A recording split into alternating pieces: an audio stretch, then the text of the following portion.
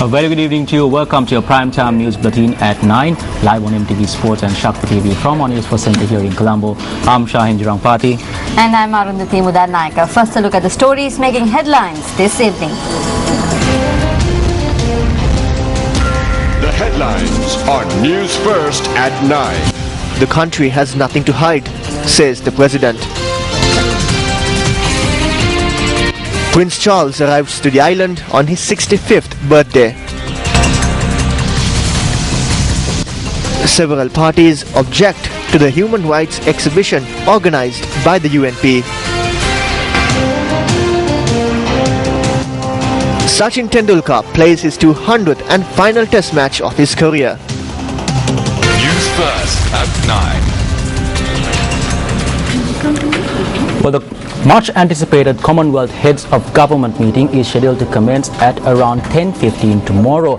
And the country today extended a warm welcome to a member of the British monarchy. Well, for more details, we now cross over to News First Shamir Rasuldin at the Choga Media Center. Shamir, it's over to you.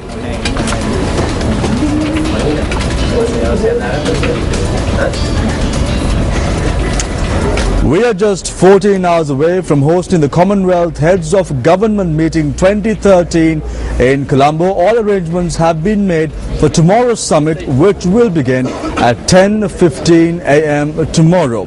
The heir to the British throne, Prince Charles, arrived in the country this afternoon to attend tomorrow's summit. Now, incidentally, today is the 65th birthday of the Prince.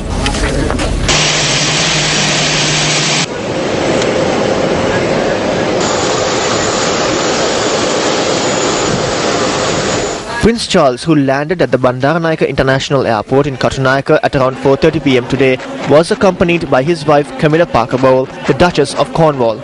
Prince Charles will represent his mother Queen Elizabeth II at the Commonwealth Heads of Government meeting.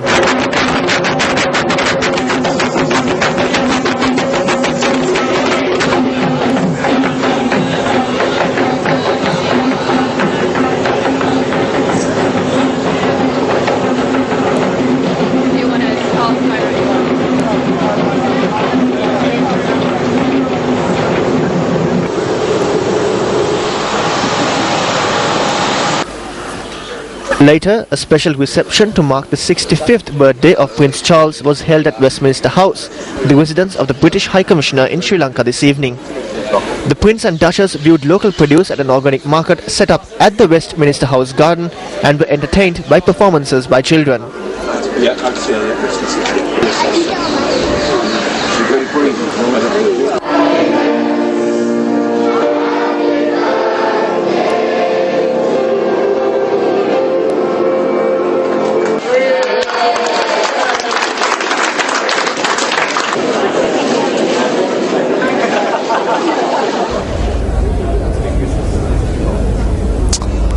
The first media briefing featuring the head of the host country, President Mahinda Rajapaksa, and Secretary General of the Commonwealth, Kamlesh Sharma, took place this morning. Speaking to foreign and local media personnel at the BMICH, President Mahinda Rajapaksa said that Sri Lanka is prepared to look into human rights violations and that the country has nothing to hide. Let's take a look at some excerpts from the media briefing. Commonwealth Secretary General Kamlesh Sharma also presided at the media briefing which was held today. We are honored to have the privilege to host this prestigious summit, providing a forum for Commonwealth leaders to discuss matters of concern, common interest and priority. The theme for the CHOGM 2013, Growth with Equity, Inclusive Development, is relevant to all member states. Equitable growth and inclusive development must cut across all segments of society. We in the Commonwealth must unite to achieve rapid, sustainable and inclusive economic growth, especially in developing countries, to ensure that no one is left behind. We are now on the eve of CHOGM, and this has already been a busy week. The pressure of such a full and rich program has been greatly eased thanks to meticulous planning and careful arrangements by our hosts, the government and people of Sri Lanka. We congratulate President Rajapaksa on the generous preparations and national state of readiness. We thank host ministers, the task force, and the thousands of Sri Lankans who have worked so hard and have made us all, delegates and representatives from across the Commonwealth, feel so welcome. At the media briefing, journalists questioned President Mahinda Rajapaksa about the Tamil diaspora. I have already invited them to come to Sri Lanka, have a dialogue with us. We can discuss, we can have a dialogue with them. We are ready to listen to them. And they must also listen to us. What actually happening in Sri Lanka, they must come and see to themselves. There are a lot of, we have our strong opposition.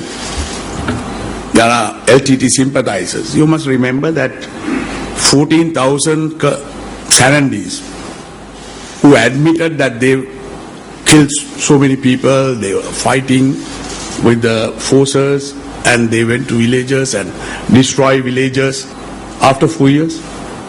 So at least there is peace with. But we have to win over them. My policy is to win over even the terrorists. So we are trying to negotiate. We are ready to talk to them. But one thing, that we will not divide the country. We will not allow anybody to divide this country. This is a question, I suppose, to both the President and also Mr. Sharma.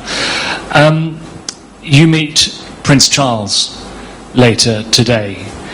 It's his first Chogam. When you shake his hand, will you then admit to him at least Sri Lanka's dire human rights record? And to Mr. Sharma, that's to the Mr. President, but to Mr. Sharma, unless these issues are dealt with, does this not make a mockery of the Commonwealth and its charter?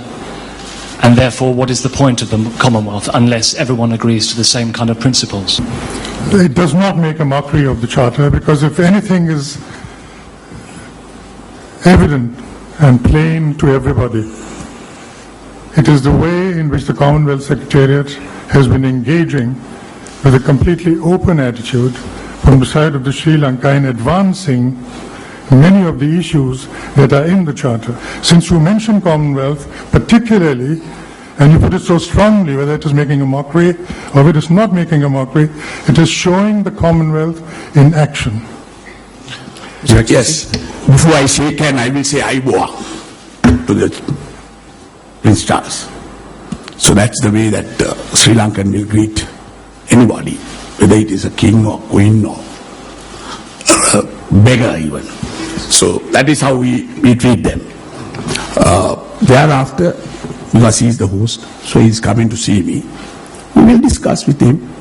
And you must remember that there we have, for last 30 years, we suffered.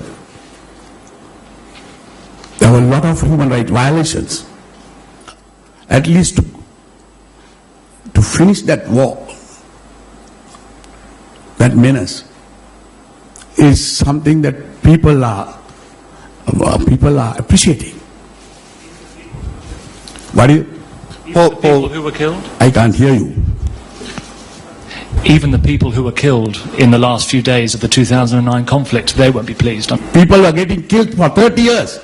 At least after 2009, we have stopped it. We have stopped it now. There is no killing at the moment. There is no killings. Now, we have a legal system in Sri Lanka. We appointed the LLRC Commission. We have a legal system. We have Human Rights Commission. Now the Commonwealth is ready to strengthen it. And if anyone who wants to complain about a human rights violation in Sri Lanka, whether it is torture, whether it is rape, whether it is, we have a system. You all must respect the system of a country, the culture of a country. So we are ready to look into these things. If there is any violations, we will take action against anybody. Anybody. I am ready to do that. So, I mean, we are very open. We have nothing to hide. We have nothing to hide. Following the media briefing, the President unveiled a commemorative stamp and a first-day cover for Chugam. Minister of Postal Services Jeevan Kumaratunga was also present at the occasion.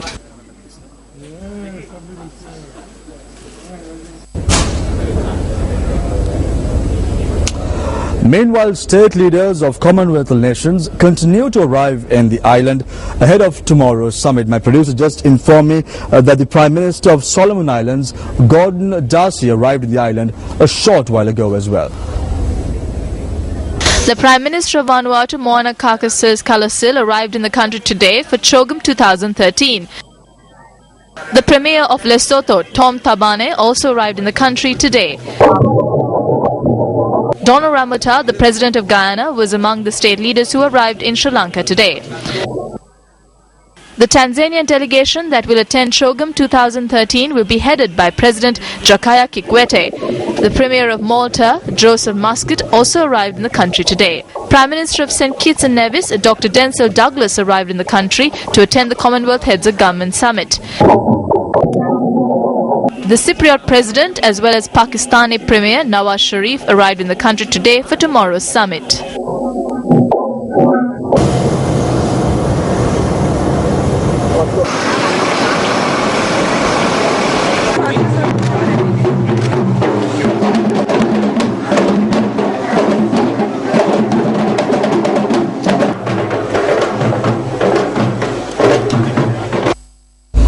Now be sure to catch the live action of the opening ceremony of the Commonwealth Heads of Government meeting tomorrow on our network, Sirasa TV, Shakti TV and also MTV Sports. We will begin our coverage at 10 a.m. tomorrow, so be sure to join us at that time. Now also today, the country's first botanic garden in the dry zone, the Mirjavilla Dry Zone Botanical Garden, was declared open by President Mahinda Rajapaksa. The Mirjavilla Dry Zone Botanic Garden spans an area of 300 acres.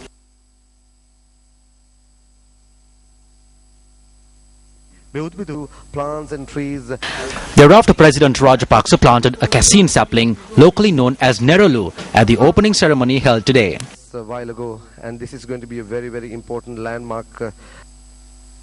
The first of it. Several heads of states who have arrived in the island for the Commonwealth Heads of Government meeting also participated in the ceremony.